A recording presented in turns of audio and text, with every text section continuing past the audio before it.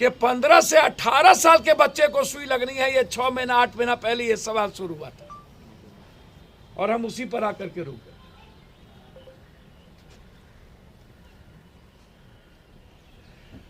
तीसरा सवाल है कि बजट के पहले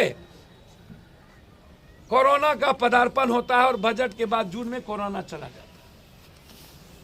मतलब बजट का 3 हिस्सा पैसा कोरोना के में हमको डाइवर्ट कर देना, एक तरफ छुट्टी एक तरफ लूट। लगभग भारत के टैक्स का पैसा कोरोना में डाल। दिसंबर के बाद जनवरी फरवरी में कोरोना पीक पर आएंगे। फरवरी और मार्च के बजट में पैसे का डायवर्सन होगा। अप्रैल मई तक हम खर्च दिखा के जून में कोरोना को भगा देंगे। किसका? और रिपोर्टर को मुद्दे भी हम, मुद्दालय भी हम।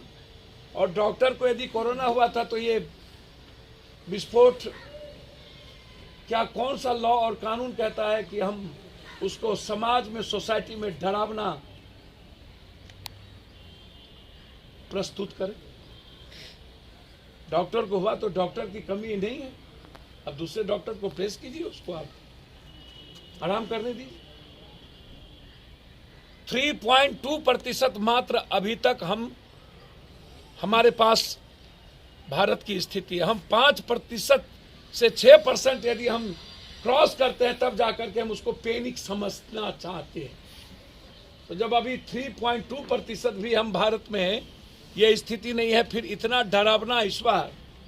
और WHO भी शुरू कर दिया और हमारे बड़े बड़े एक्सपर्ट भी शुरू कर दिए। तो जब हमारा रिपोर्ट कहता है कि अभी हम 3.1 और 2 भी नहीं क्रॉस कर रहे हैं और 5 से 7% क्रॉस करेंगे तब जाकर के हम गंभीरता को समझने का प्रयास करेंगे। आइडियल है। जैसे ही वर्चुअल हुआ लोगों के भीतर, जैसे ही डॉक्टर साहब को द्वारा चर्चा, वहां कोरोना नहीं है। जहां लाखों की भीड़ है वहां कोरोना नहीं है। जहां चुनाव पहले हुआ तब तक कोरोना नहीं था, चुनाव खत्म हुआ तो कोरोना हो गया। जब उत्तर बंगाल में चुनाव था तब कभी रात में कर्फ्यू नहीं लगी, कभी कर्फ्यू नहीं हुआ, जबकि वो कोरोना ज्यादा डेंजर था। इसका मारक क्षमता है ही नहीं, डेथ है ही नहीं, होगी ही नहीं। और ये बात यूरोप ने कह दिया।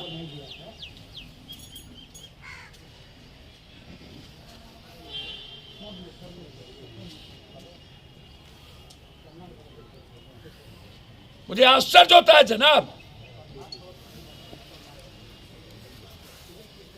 ये जानना चाहते हैं हम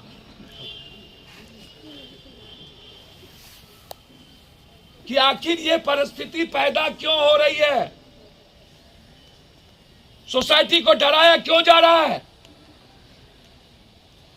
आम आदमी के भीतर उसकी जिंदगी को सुरक्षित करने की कौन है इसके पीछे?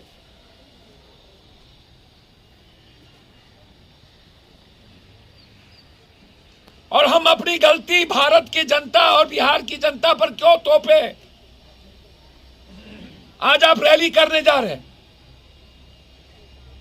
15 तक रैली करेंगे, 15 के बाद कोरोना का जहां जांच होगी, यदि पप्पू यादव को आप जांचिएगा, किसी का भी ब्लड सैंपल लीजिएगा और आप 12-14 तो आप ब्लड सैंपल ले लीजिए और जांच करा दीजिए, तो कोई ना कोई बीमारी होगी,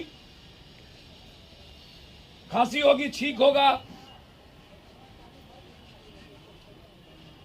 सबको अकर्मिक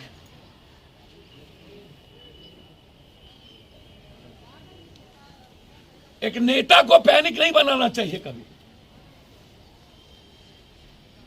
इस चारों संस्थाओं पर दुनिया की जिम्मेदारी है, न्यायपालिका, विधायपालिका, कार्यपालिका और हमारी आप चौथी स्तंभ, और हम चारों मिलकर के डरा रहे हैं। ये सही नहीं, मैं इसको सही नहीं मानता।